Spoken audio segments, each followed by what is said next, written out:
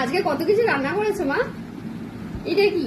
এটা নিম ফুল দিয়ে আলু দিয়ে ভাজা করছি। এটা আবার আমি কবে খাই? হ্যাঁ, এটা খেতে না আগে। আর এটা তো এটা কি? এটা আলু চোখা চিনিয়েছি। আর এটা কি? এটা তোর ভালো প্রিয় খাবার।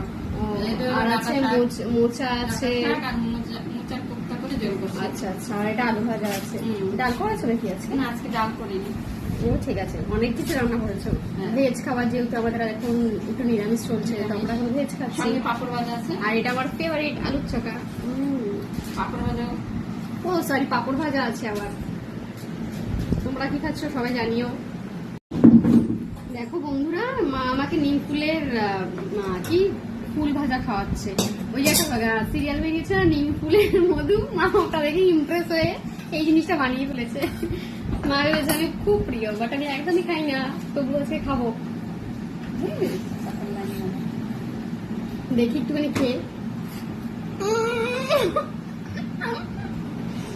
ভালোই হয়েছে, খারাপ হয়নি, কিন্তু আমি এটা খাই না।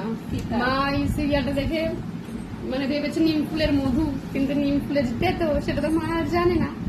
তবুও আমি খেয়ে নি, কি করবো, আমার মাথার মুখের দিকে তাকিয়ে। টাটা।